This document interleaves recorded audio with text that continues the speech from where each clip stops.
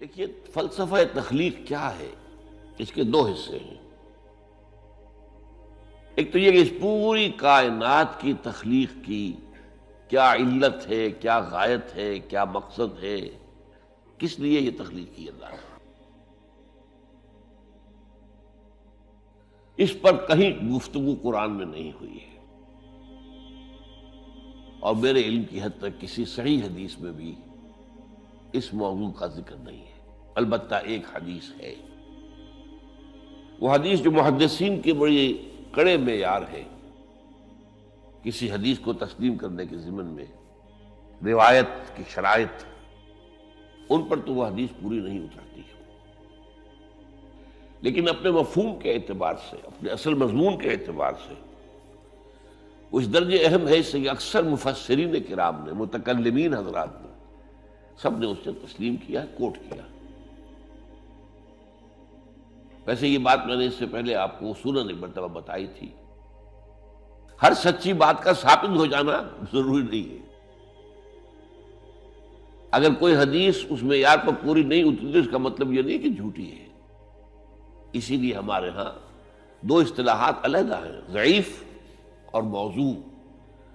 موضوع وہ حدیث ہے جو گھڑی گئی ہے، جس کے بارے میں طے کر لیا محدثین نے کہ اس کی کوئی اثر ہے ہی نہیں، کوئی بنیاد ہے ہی نہیں، کوئی جڑ ہے ہی نہیں، یہ تو گھڑ لی گئی، موضوع وضع کی گئی۔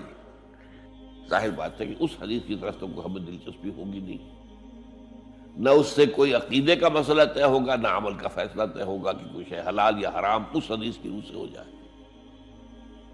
البتہ دوسری حدیث وہ ہے ضعیف ہے، یعنی ضعیف ہے اس معنی میں کہ اس کی سند پوری نہیں مل رہی۔ اب یہ چیز جو ہے میں بتا رہا ہوں آپ کو کہ یہ تو آپ کو دنیا میں ہمیشہ پیش آئے گا۔ آپ کسی وکیل سے پوچھ لیجئے، کوئی مقدمہ ہو ہی نہیں سکتا جب تک کچھ جھوٹ شامل نہ کیا جائے۔ خالص حقیقت کے اوپر کوئی کتنا ہی سچا مقدمہ ہو، آپ جیت نہیں سکتے۔ تو کسی شے کا ثابت نہ ہو سکنا روایتاً، یہ اس کی دلیل نہیں ہے کہ وہ موضوع ہے، معاذ اللہ، وہ ضعیف ہے۔ اس ضعیف کا مطلب کیا ہے؟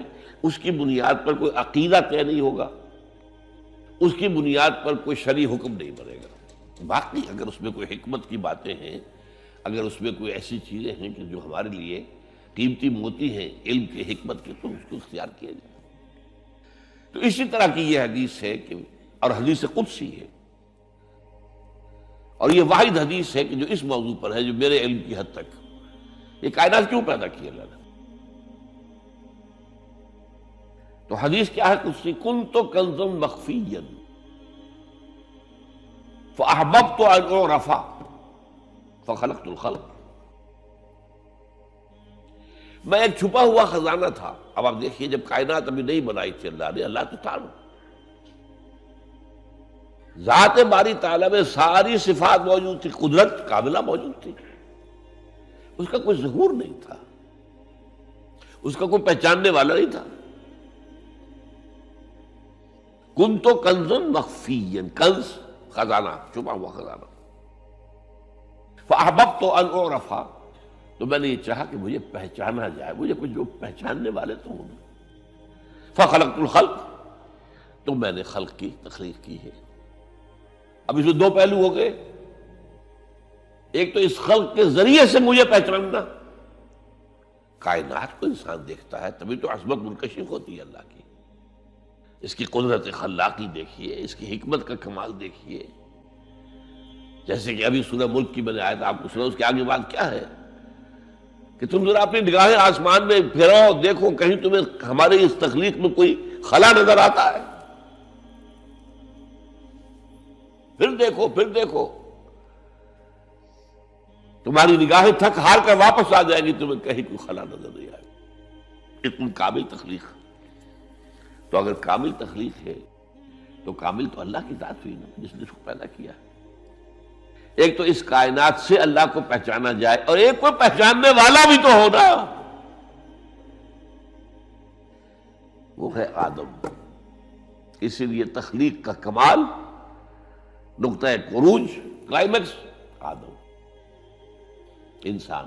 اس کو عقل دی، اپنی عقل سے دیکھو، پہچانو۔ یہ اصل میں امتحان کا معاملہ ہوا ہے کہ جہاں تک تو ہے تخلیق کلی کا تھا سوال، اس کا تو اس کے سوا کوئی ہمارے پاس کوئی اور جواب ہے ہی نہیں، بس سیدھی سی بات۔